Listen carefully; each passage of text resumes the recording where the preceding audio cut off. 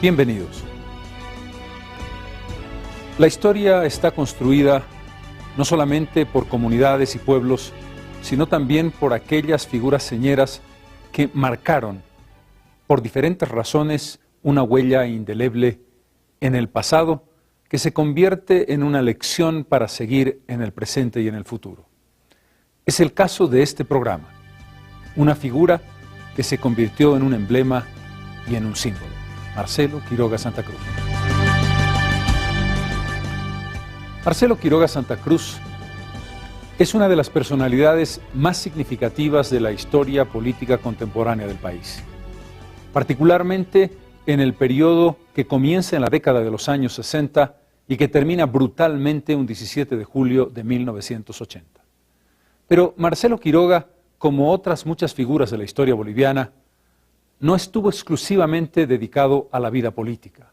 Ese joven, hijo de un prestigioso abogado cochabambino, mostró muy rápidamente su debilidad por el arte, por la creación y por la reflexión. Devino en gran novelista con una obra crucial de la literatura contemporánea del país, Los Deshabitados.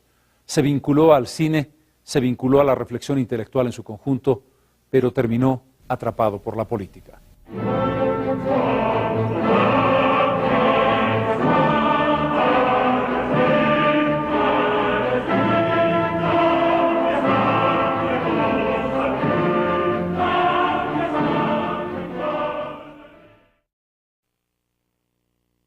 La libertad, Sancho, es uno de los más preciados dones que a los hombres dieron los cielos. Con ella no pueden igualarse los tesoros que encierra la tierra ni el mar encubre. Por la libertad, así como por la honra, se puede y se debe aventurar la vida.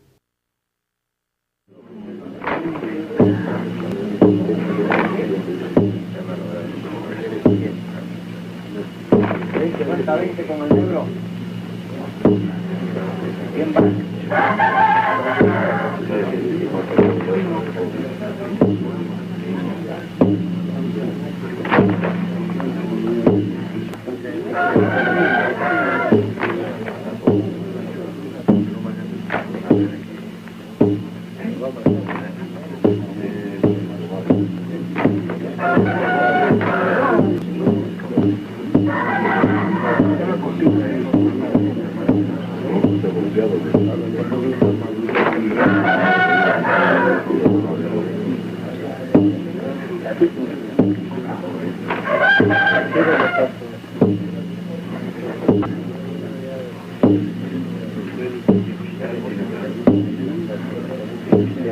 Estas imágenes, cargadas de simbolismo y de metáforas, fueron concebidas y realizadas por Marcelo Quiroga Santa Cruz en 1959, el mismo año en que se publicó la novela Los Deshabitados. Marcelo, realizador de cine, Marcelo, hombre de letras, Marcelo, intelectual, Marcelo que sería político, que sería un símbolo, que sería la voz trepidante de una sociedad que buscaba el cambio y que lo buscaba comprometido con principios como base esencial de la acción. Porque mucho más temible que ese enemigo que está buscando la manera de anularnos aún físicamente es una conciencia culpable. Pero la historia contemporánea tiene en esa voz la representación de muchos símbolos, la representación de muchas esperanzas, la posibilidad que él mismo definió con una frase: mañana el pueblo. En 1980, Marcelo Quiroga dejaba la última llama de una antorcha que queda todavía encendida. Pedido expreso del presidente de la República. Nacido en Cochabamba el 13 de marzo de 1931, cuando estábamos en el umbral de la guerra más desgarradora de la historia boliviana, la del Chaco, cuando el hombre símbolo Daniel Salamanca le ofrecía al país redimir en sangre lo que era una historia de desencanto y una historia de desazones. Era el comienzo de una vida que establecería, como aquellos relámpagos, una nueva luz sobre el país. Hijo de don José Antonio Quiroga y de doña Elena Santa Cruz, su padre había trabajado nada más y nada menos, ironías de la vida y de la historia, que para la empresa de Simón Patiño. el símbolo paradigmático de la rosca, del superestado, de aquel poder sobre el poder que había que combatir desde las bases populares. Marcelo aprendió desde su familia en una vida tranquila, en una infancia primero en Cochabamba y después en La Paz, lo que era la experiencia de los jóvenes más vinculados a la formación de Europa y a las influencias intelectuales de una familia que tenía un sentido profundo del conocimiento, lo que le llevó por los caminos de la literatura, por los caminos de la creación, por la aproximación a la vida artística que no traicionó, ni aun cuando se había dedicado profundamente a la política. Pero en lo humano, ¿cómo descubrir a Marcelo Quiroga sino a través de la amistad? Nos conocimos en el Club Hípico Los Sargentos, teníamos la misma afición y esa afición fue el factor que nos hizo conocernos mejor uno al otro a través de esas caminatas que hacíamos por los barrios que circundaban aquel entonces, los barrios de Calacoto. Mi aprecio personal nació porque yo encontraba en él una personalidad extraordinaria. Primeramente, una cultura humanista vastísima, condiciones de artista, escritor, un hombre muy entendido en música, un hombre, en fin, con el que conversar con él era dejarse llevar por una especie de, ¿qué le diré yo?, de mito presente. Como todo hombre también quizás tenía sus pequeños defectos. Él era una persona que no escuchaba del todo a sus interlocutores.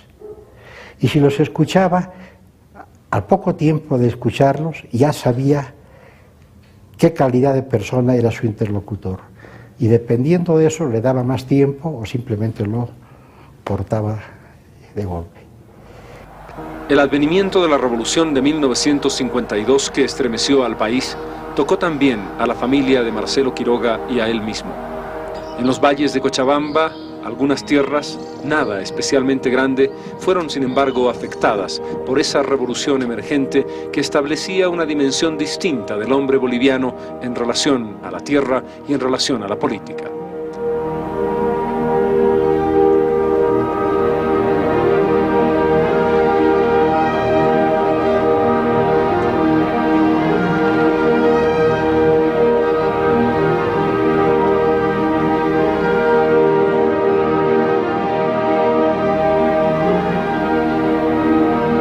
La histórica década de los años 50 fue decisiva en la vida de Marcelo Quiroga Santa Cruz. Años decisivos por su matrimonio con Cristina Trigo y los dos hijos, María Soledad y Rodrigo. Marcelo era una persona realmente excepcional. Las cualidades que todos le conocen a él se expresaban también a nivel humano, familiar. Él tenía un gran amor, una gran ternura, una persona con una inteligencia muy vasta, muy comprensivo, y esto hacía que sea una persona con la que todos podían convivir con felicidad. Él realmente dedicaba un tiempo muy grande a conversar, a tener una relación familiar, colectiva, pero también a conversar con cada uno de nosotros. Teníamos posibilidad de hacer paseos, largas caminatas para conversar sobre temas distintos, cosas que me preocupaban a mí en esa época de adolescencia, temas también más generales que tenían que ver con la literatura, con el arte, con la política también, conversaciones que yo creo que me han dejado una riqueza muy grande. Años decisivos porque conoce de pronto, a través de ese proceso que tuvo sus más y sus menos, la relación directa con una lacerante realidad, porque comienza a formarse en los elementos básicos de la comprensión marxista, aunque de una manera todavía intuitiva, de lo que sería su posición militante de la década de los años 70. Decisivos por los estudios universitarios de Derecho y Filosofía y Letras, por sus viajes fuera del país, por su posibilidad de conocer una realidad desde otra perspectiva. Porque le permitirían un largo trabajo de catedrático universitario en universidades de Bolivia, Argentina, México, que influyó fuertemente en el mundo académico de la política y las ciencias sociales. Y finalmente, decisivos, porque entonces, en 1959, publica una novela que haría también historia en nuestra literatura, Los deshabitados. Las 6 de la tarde. El padre Justiniano ha llegado a tiempo para oír el tañido de las campanas y ver el vuelo desordenado de las palomas frente a su ventana. Está sentado en un viejo sillón de cuero. Lo prefiere porque ha notado que éste le comunica un vago sentimiento de dignidad. Es esta sensación la que busca cuando llega y ocupa un sillón con aire de estudiada negligencia para recibir a esa hora hecha para la melancolía. Evidentemente hay un sentimiento de soledad común a todos los personajes, una cierta angustia metafísica en varios de ellos, una incomunicación que acentúa ese aislamiento torturante en todos ellos. Era un lector que había leído muchas veces a Proust, A la búsqueda del tiempo perdido. Luego, cuando uno hablaba sobre él de libros, pues inmediatamente se daba cuenta de que devoraba bibliotecas. Era un lector constante, permanente, no un lector que estuviera al tanto de las novedades editoriales, que estuviera buscando cosas nuevas. Era una persona que más bien tendía a regresar sobre las mismas lecturas y hacía muchas lecturas sobre cosas que había leído desde joven. Por ejemplo, Góngora, la obra poética de Góngora, que la leyó también muchísimas veces. Recuerdo que la obra de Rulfo también, Pedro Páramo, le pareció así de un enorme valor en la literatura latinoamericana.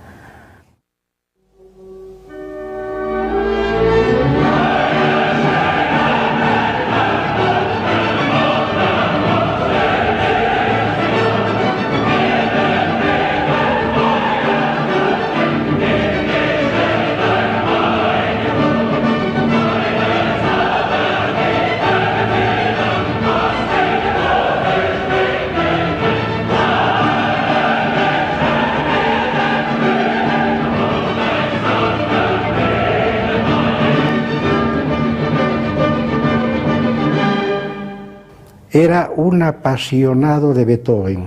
El himno de la alegría lo transformaba, porque lo único que le faltaba para compartir esa alegría de escuchar el himno de la alegría era cantar en alemán. Pero el destino no había querido a Marcelo Quiroga Santa Cruz como un creador literario de la talla que anunciaba Los deshabitados. Era la política y su compromiso directo con la sociedad boliviana lo que estaba a la vuelta de la esquina. Aunque al final tuvo que sacrificar su faceta y su quehacer literario y artístico por las necesidades y las demandas de la actividad política, pero creo que era una persona que recogía muy bien estas distintas facetas y que él era realmente todo eso. Es decir, yo no podría decir que él era más escritor que político, más político que escritor. Creo que eran ambas cosas o otras cosas más. Aunque cuando él hablaba de cómo se reconocía a sí mismo, cómo se percibía a sí mismo, él se percibía como un escritor. Probablemente es lo que él hubiera querido ser.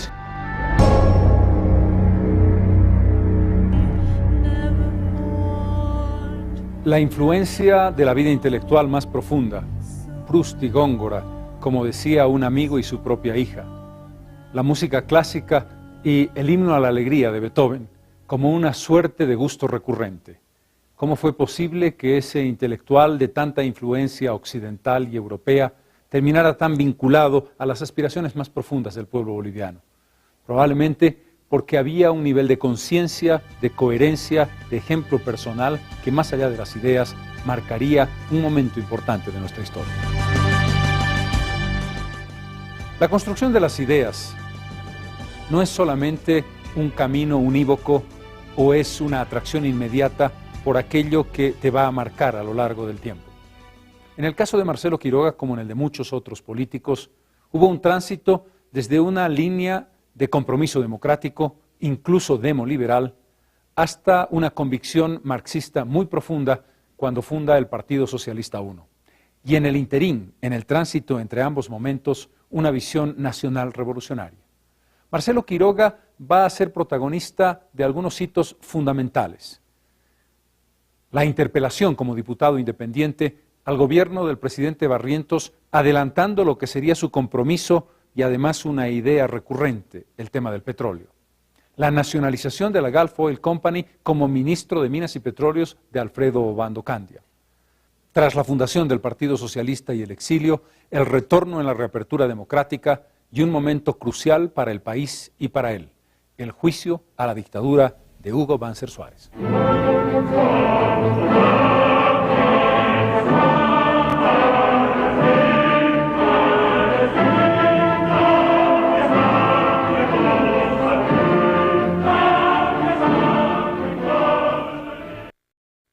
Probablemente, el golpe de Estado de 1964 que lleva al gobierno al general René Barrientos va a definir un camino que quizás hubiese tenido otra dimensión de no haber ocurrido una circunstancia que la historia boliviana tenía preparada.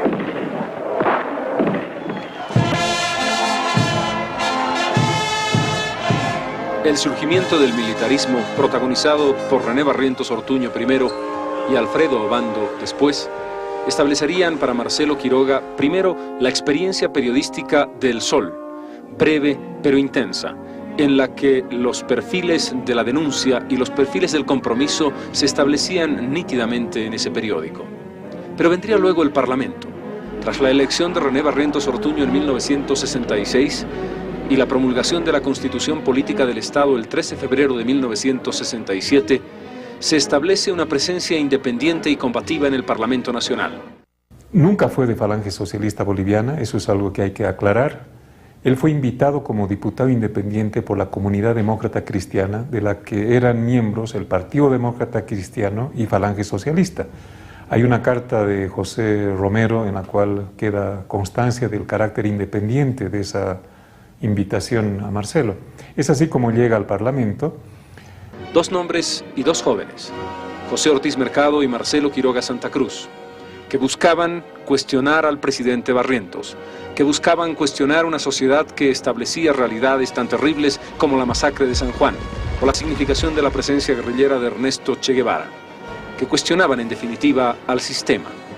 El joven diputado interpela al ministro de Minas de René Barrientos por la firma del contrato de venta de gas a la Argentina. Tiene la palabra el honorable Quiroga Santa Cruz.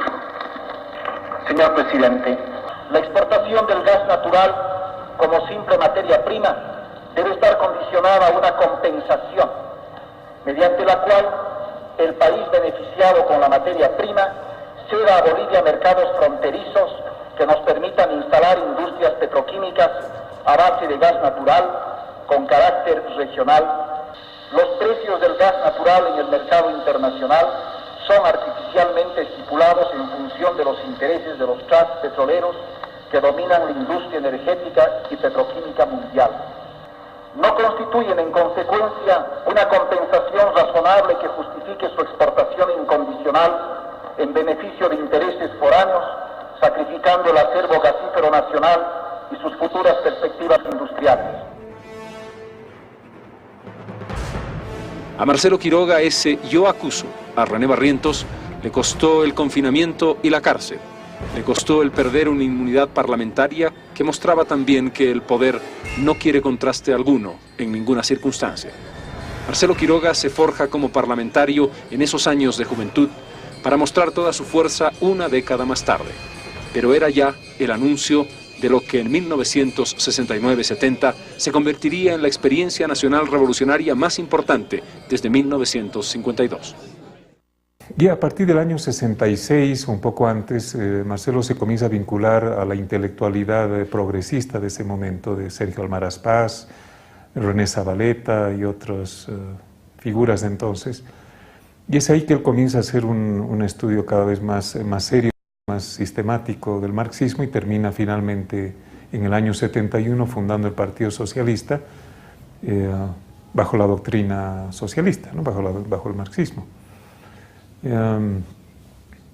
Hay por lo tanto una trayectoria que no diré que va de la derecha hacia la izquierda, pero va de una posición demócrata, una posición democrática que reconoce ciertos principios de liberalismo, hacia una adscripción cada vez más clara sobre lo que él llamaba el campo popular y en su expresión ideológica en el marxismo. El 26 de septiembre de 1969 es derrocado el presidente constitucional Luis Adolfo Siles Salinas. Lo sustituye el general Alfredo Obando, que tiene que mostrarle al país una razón muy importante para justificar esa acción. El nombramiento de un joven gabinete de intelectuales y combatientes luchadores desde el punto de vista de las ideas de izquierda establece ya una nueva relación. Allí estaba Marcelo Quiroga Santa Cruz como ministro de Minas y Petróleos. Muy pocos días después, el 17 de octubre, el gobierno hace conocer una medida que sacude a la nación y a los Estados Unidos: la nacionalización de la Gulf Oil Company y la reversión de todas esas propiedades a la empresa estatal del petróleo. El inspirador se llamaba Marcelo Quiroga Santa Cruz. Marcelo Quiroga Santa Cruz es el impulsor, el generador de la idea, el que reúne a los civiles, el que planifica, el que impulsa, el que no pierde en ningún momento el coraje necesario para hacer frente a estas circunstancias difíciles. La figura central en este proceso fue Marcelo. El registro histórico de ese acontecimiento le cupo al cineasta Antonio Eguino, miembro del grupo Ucamau, con una película cuyo nombre lo dice todo: Basta. El entonces ministro de Economía, coronel Edmundo Valencia, que daban a entender que tal vez era mejor reconsiderar la medida y que las consecuencias podrían ser muy drásticas para el país.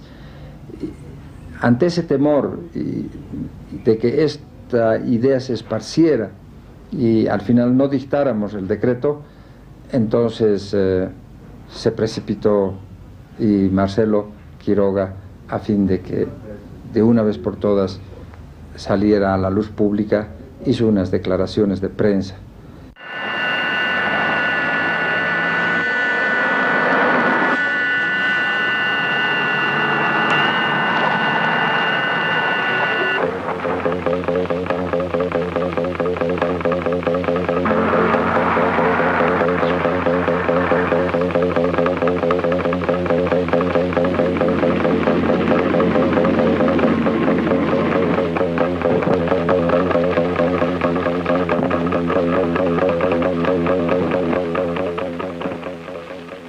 El 17 de octubre de 1969, el pueblo de Bolivia dijo: basta. El 17 de octubre, el pueblo boliviano resolvió dejar de sufrir la historia y se lanzó de nuevo a construirla.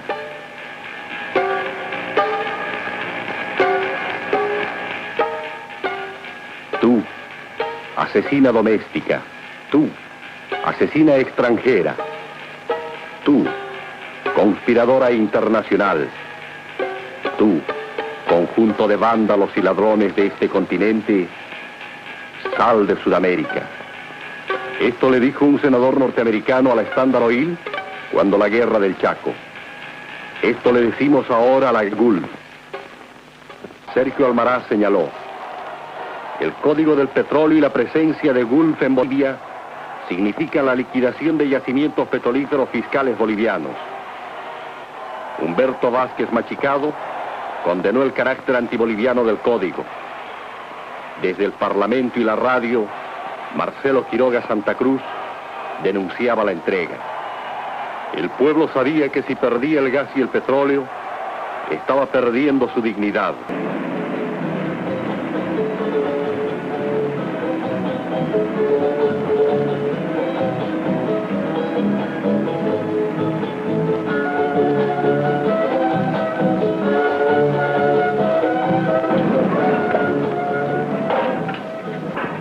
una batalla por la emancipación. La nacionalización de la GULF es una victoria nacional. Para que nuevas victorias afirmen nuestra liberación, se necesita la participación directa del pueblo, de toda la ciudadanía.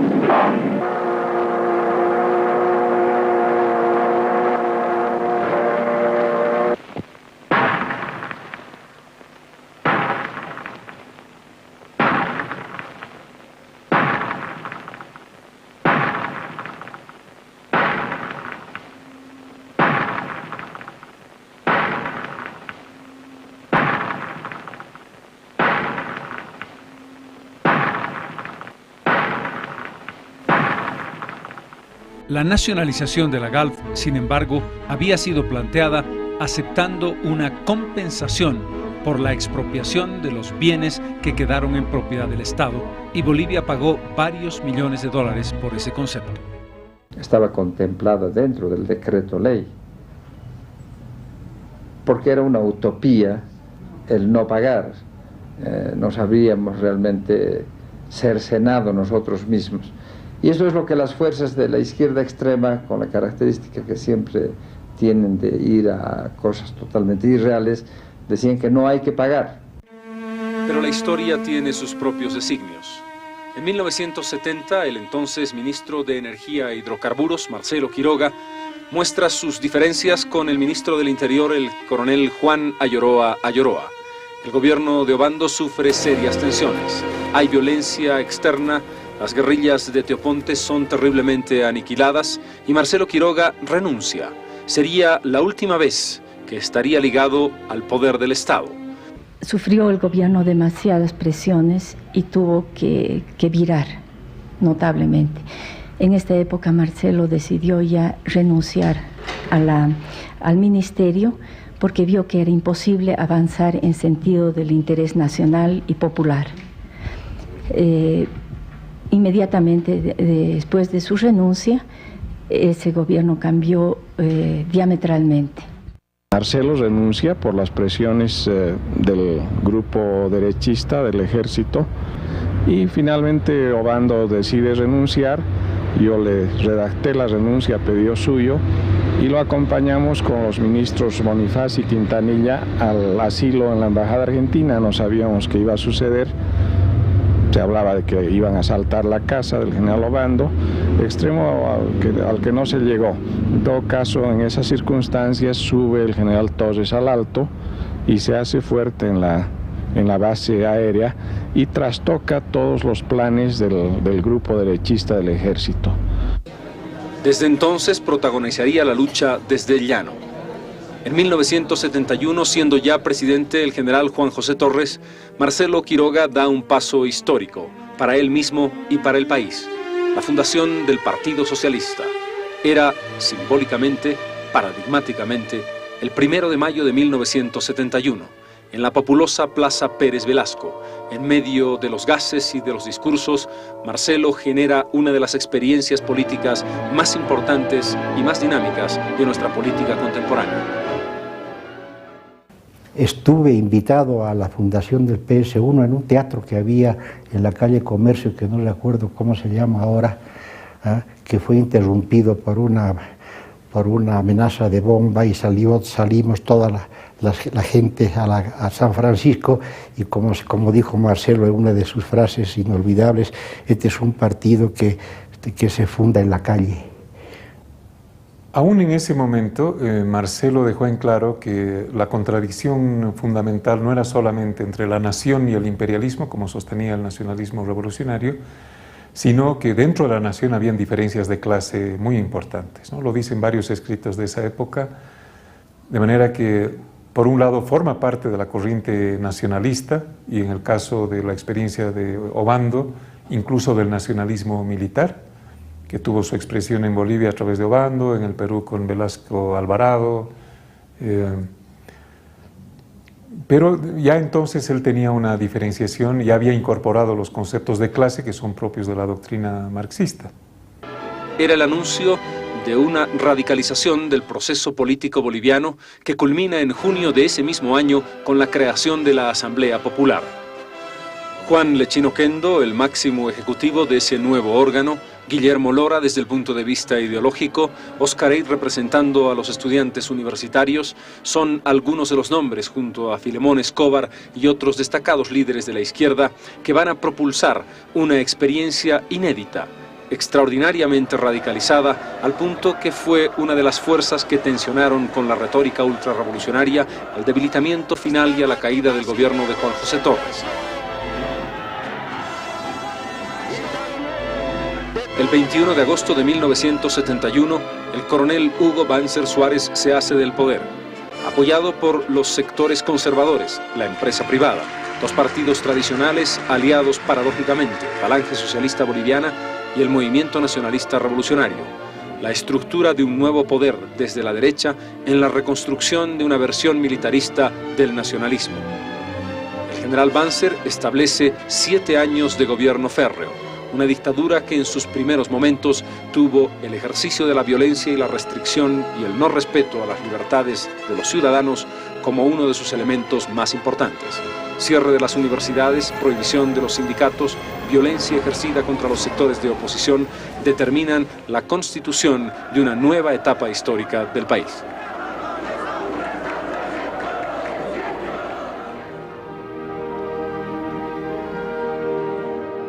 Marcelo Quiroga, inscrito ya plena y explícitamente en la interpretación y la acción marxista, va a salir al exilio. Primero a Chile, al Chile revolucionario de Allende, luego a la Argentina. Tiene que salir de ese país por las amenazas de la AAA.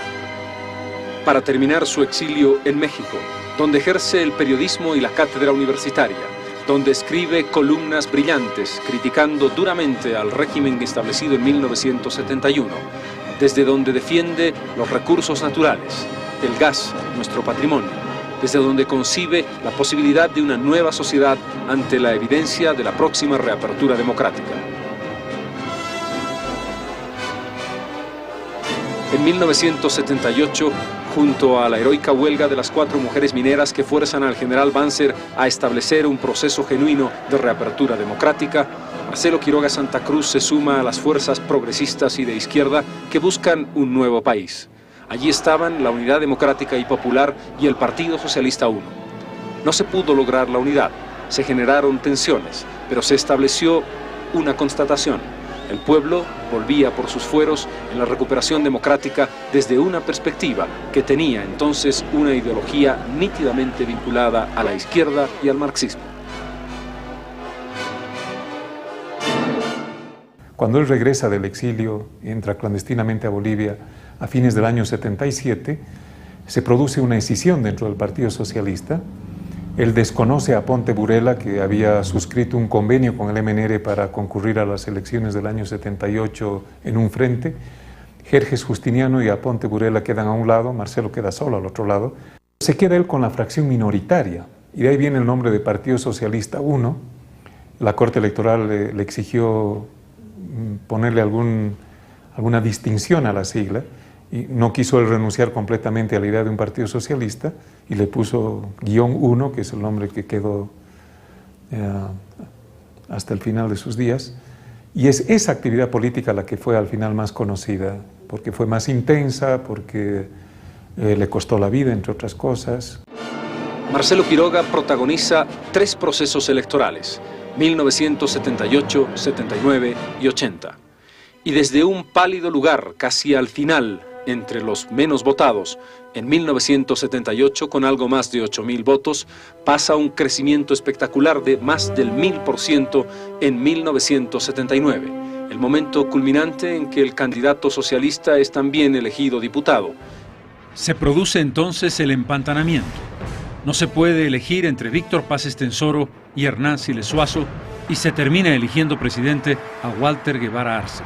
¿Por qué Marcelo Quiroga hace que sus 5 diputados, uno de ellos el mismo, voten en blanco en esa oportunidad?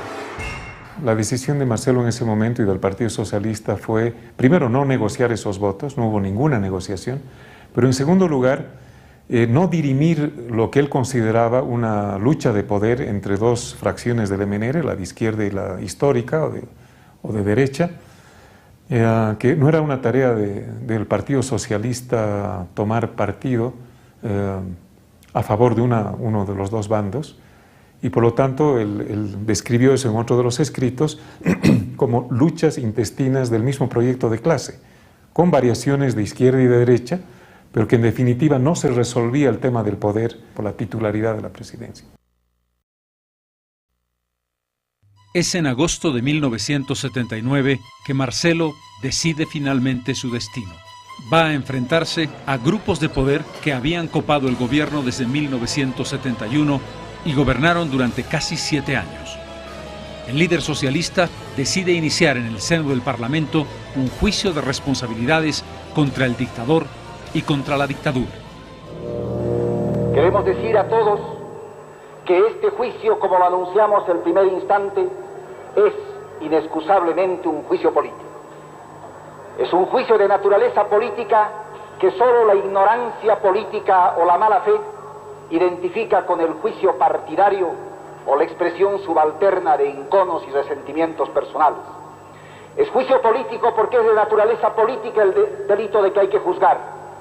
Es juicio político porque los administradores deshonestos del interés nacional, aquellos que se enriquecieron ilícitamente, aquellos que violaron derechos y libertades fundamentales, no incurrieron en los delitos mencionados y probados como personas privadas. Lo hicieron en el ejercicio de funciones públicas. Tenía el fuego en la palabra. Primero en 1967 y luego en 1979, Marcelo Quiroga Santa Cruz, con voz encendida y sobre todo con la transparencia de la honestidad, se jugó la vida desde su curul en la Cámara de Diputados. Es uno de los momentos más importantes del parlamentarismo boliviano en el siglo XX. Marcelo Quiroga vuelve a hacer escuchar su voz vibrante en esos días. Su pliego acusatorio contra Banzer incluía el emplear el poder invocando la representación de las Fuerzas Armadas que monopolizó en beneficio propio y de quienes le seguían. Lesiones a la integridad económica de Bolivia con una ley de hidrocarburos contraria al interés nacional. Venta de tierras fiscales en beneficio propio. Incentivo de inmigración racista a Bolivia. Detención, exilio y desaparición de opositores al régimen. Violación a la libertad de prensa. Asesinatos a sus ex colaboradores Andrés Selichop y Joaquín Centeno Anaya. Negociaciones con Chile contrarias al interés nacional y delitos contra la seguridad, soberanía e integridad de Bolivia. 17 horas. Digo, le pregunto si hay algún equipo, porque en este momento mis apoderados y seguramente miembros de la brigada parlamentaria de ADN están haciendo la defensa del juicio de responsabilidades. El general Banzer y quienes con él son responsables, aunque en distinta medida, de los delitos que hemos mencionado, intenta lo que ya se ha hecho costumbre en él y en sus seguidores, ampararse con una absoluta falta de valor civil en centenares de funcionarios a quienes atribuye el mismo grado de responsabilidad que él no puede eludir como expresidente de la República.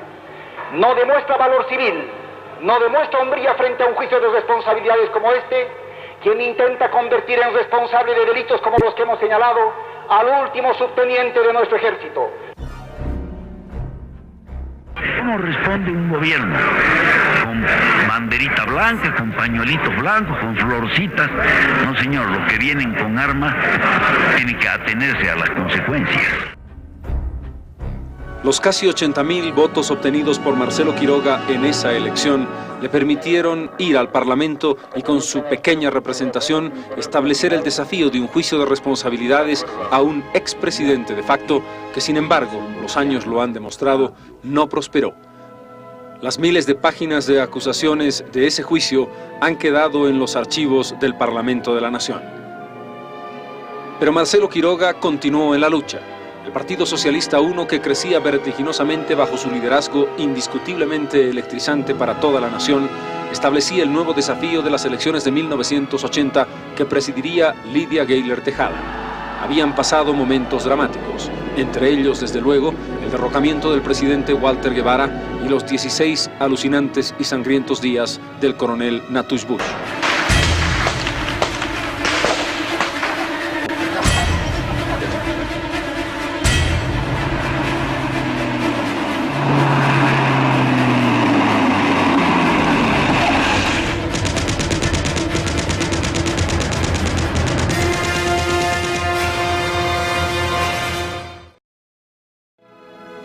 En la Navidad de 1979, pocos meses antes de su muerte, el canal estatal de televisión entrevistaba a Marcelo Quiroga sobre su interpretación de la figura de Cristo. Doctor Marcelo Quiroga Santa Cruz, primer secretario del Partido Socialista 1. ¿Quién es Cristo Niño para usted? Hijo de un trabajador, de un carpintero nacido hace 20 siglos, es después el conductor de un proceso de carácter inocultablemente revolucionario. Es el hombre que conduce a los pobres, a los desamparados, en un proceso de cambio que intenta la liquidación de un régimen de poder y de explotación similares a los que con el tiempo tenemos hoy día al frente y contra los cuales nosotros estamos combatiendo.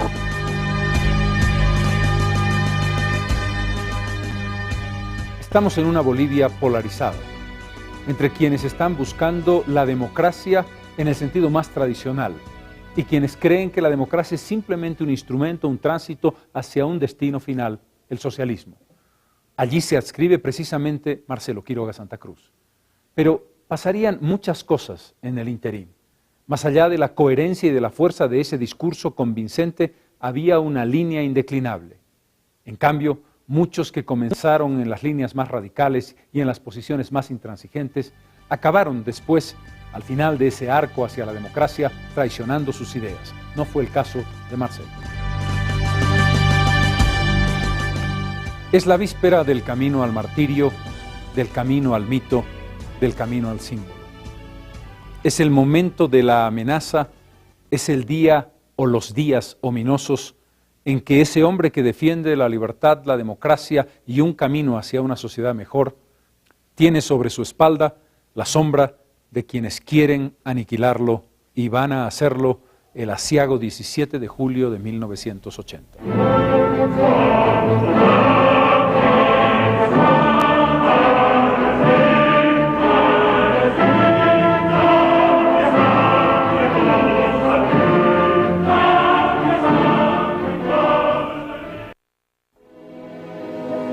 Enero de 1980 marca el comienzo de un año fatídico para Marcelo Quiroga, fatídico también para el país, que tuvo que soportar la más terrible dictadura de la que se tenga memoria, por lo menos en este siglo. Año de turbulencias hasta el mes de julio, año de tensiones, en los que la presidenta Geyler tiene que bandear un temporal para lograr llegar a junio, al día de las elecciones. Pero la violencia está campeando. El asesinato de Luis Espinal.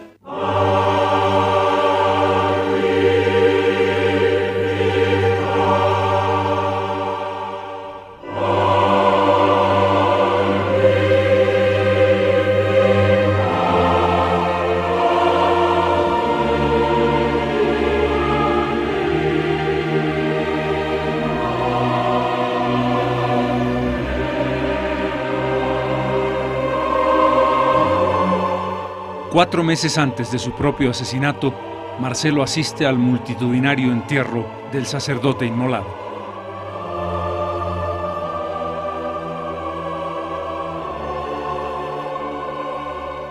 Siempre enfrentó con una valentía increíble los ataques personales, amenazas por teléfono a él, a la familia.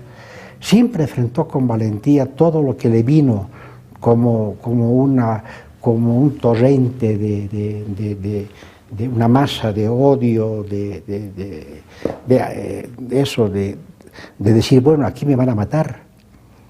Sabía que no podía hacer prácticamente nada para evitar que lo maten. Es decir, que si había la determinación de liquidarlo, la gente que encargada de hacer eso se iba a dar modos de encontrarlo y de ejecutarlo. Y eso es más o menos lo que pasó. Era una persona sumamente vital, con una gran capacidad de disfrutar la vida, una persona muy optimista, muy positiva. En toda mi vida, todos los años que compartimos, yo nunca lo vi decaído ni deprimido, aún en circunstancias muy difíciles, con muchos problemas de distinta naturaleza, con muchas amenazas y corriendo enormes riesgos. Veía la muerte como, que yo recuerde, como una etapa necesaria, una cosa que íbamos a vivir todos nosotros en algún momento y para la que uno tenía que prepararse con lucidez. Uno tenía que enfrentar, no esquivar, no rehuir. Incluso yo recuerdo haber conversado en algunas ocasiones con él sobre la importancia de pensar en la muerte y hablar de la muerte.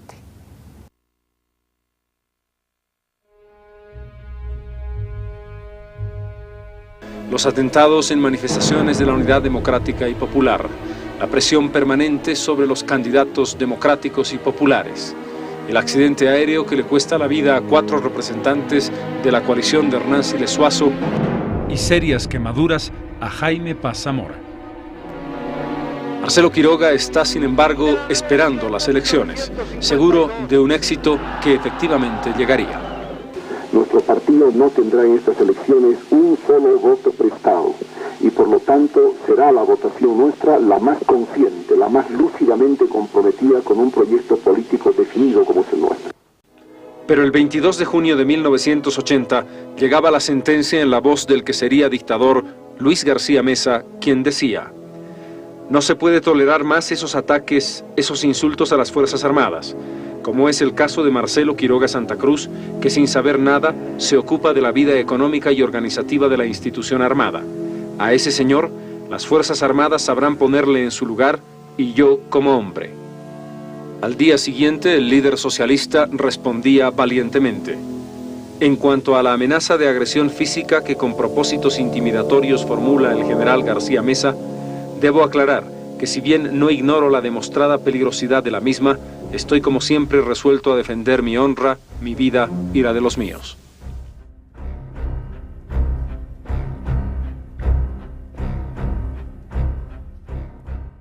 El 29 de junio se produce el acto electoral, que llevaría al triunfo a la Unidad Democrática y Popular de Hernán Siles Suazo, pero que le daría 114.000 votos y el cuarto lugar en un triunfo indiscutido desde el punto de vista individual y como partido a Marcelo Quiroga Santa Cruz.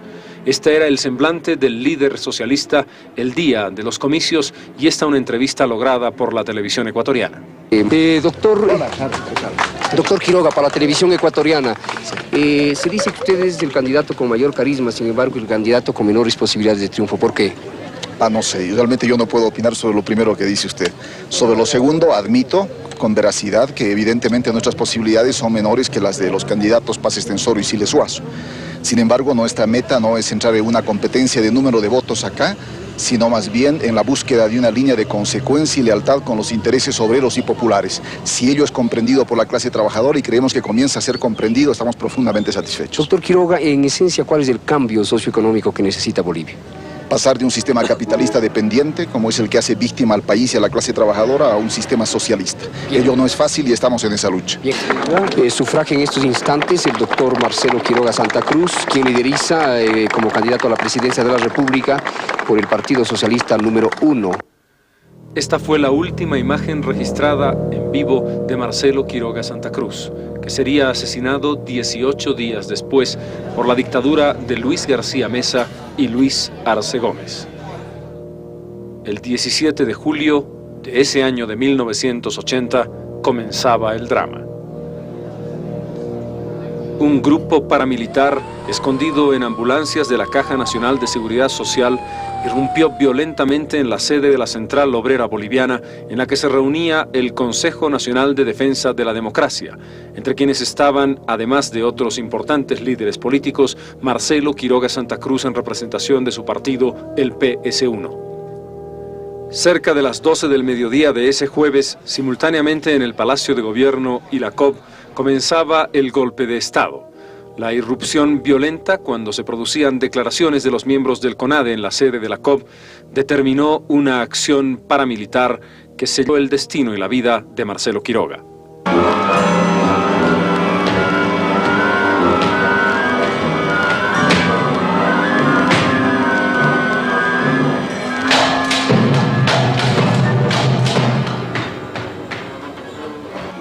Al bajar, creo, el primer escalón y estar ya ingresando al segundo escalón, escucho, y en este momento tengo muy fielmente en mente el rostro, la vestimenta de una de las personas que identifica a Marcelo. Dice, ahí está Quiroga Santa Cruz. Entonces inmediatamente él es separado, pero fue instantáneo, fue cosa de segundos cuando se lo aparta Marcelo de las filas, que otra persona que está con la metralleta en la mano, que en este momento también lo tengo bastante identificado en la mente, en el que hizo una dispara inmediato, de inmediato, fue una ráfaga. Recuerdo y veo deshilacharse el saco, la vestimenta de Marcelo con el impacto ese, nada más, no recuerdo sangre, no recuerdo incluso haberlo visto ya caer exactamente. Incluso yo después me llego a enterar de que la misma ráfaga que asesina a Marcelo Quiroga es posiblemente la ráfaga que asesina también a Flores, que va delante de Marcelo.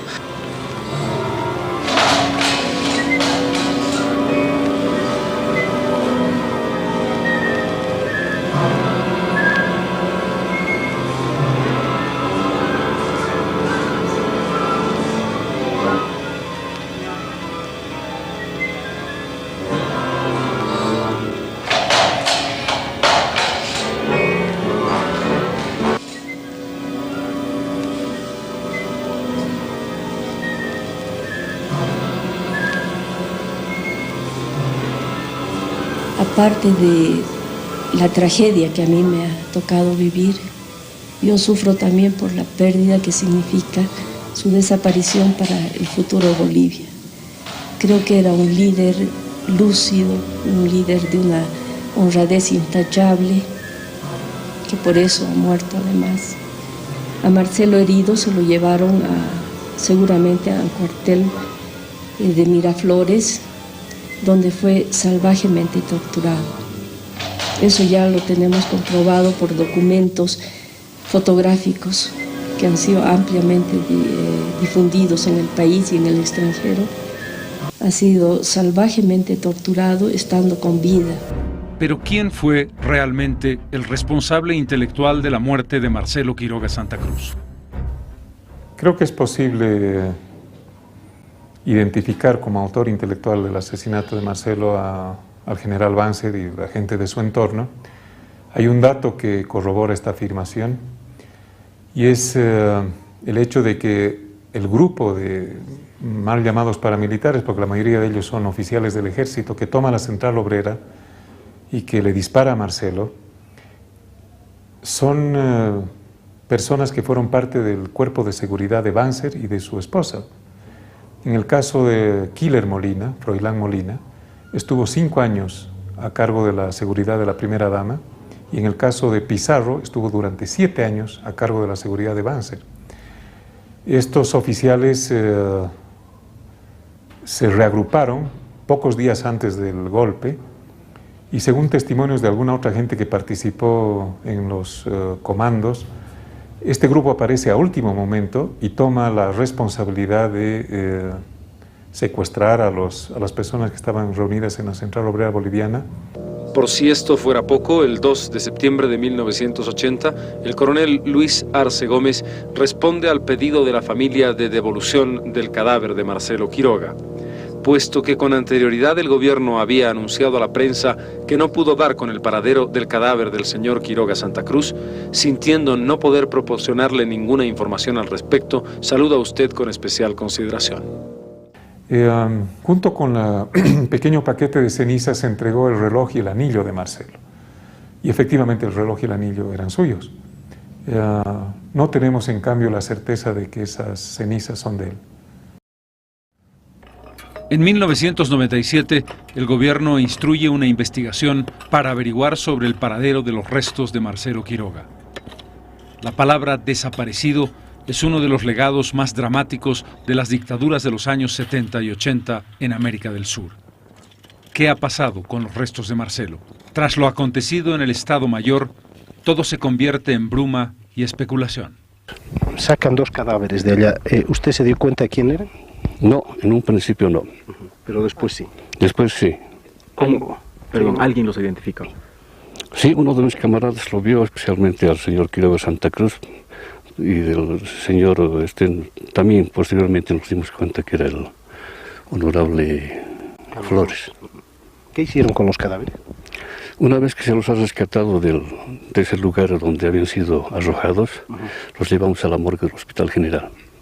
Estuvimos en Mallasa hace algunos días, hace unas semanas. ¿Eso será parte de un show que está haciendo todavía la gente del 80? Creemos que sí. Creemos que pero al menos personalmente pienso que ellos, tengo la seguridad de que esta gente manipuló los cadáveres, esto es evidente.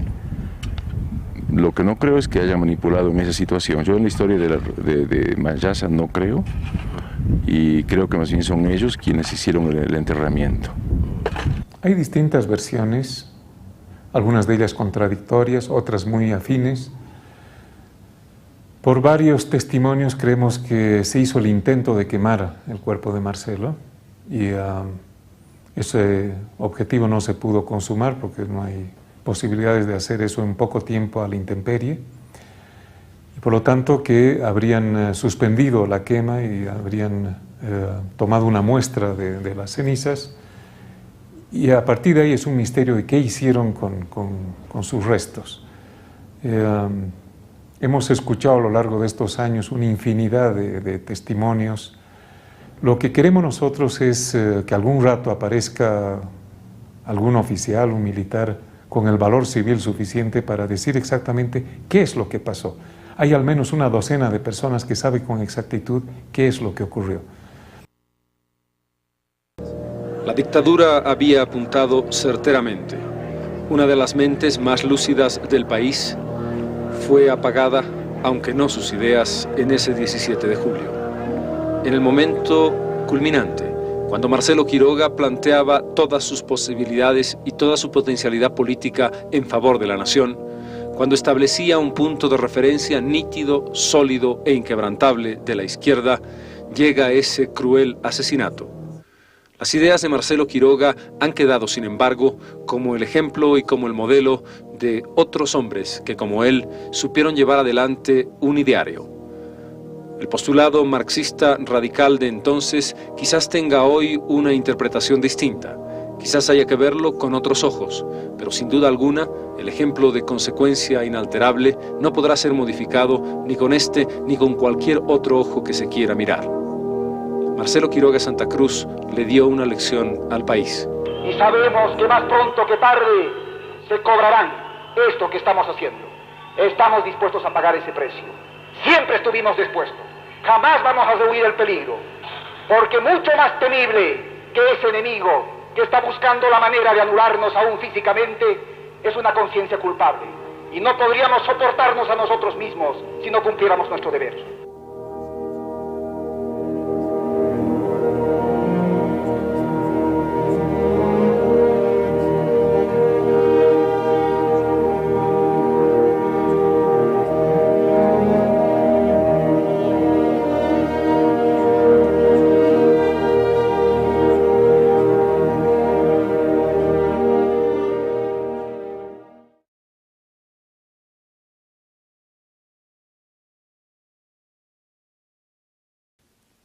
Más allá de las ideas, más allá de las convicciones ideológicas, más allá de un determinado discurso, Marcelo representa la consistencia indeclinable de un espíritu que es capaz de demostrar honestidad, que es capaz de ser coherente entre lo que se dice y lo que se hace, que es capaz de entregar lo más importante que se tiene, la vida, en aras de una sociedad mejor, dentro de un contexto de libertad y democracia.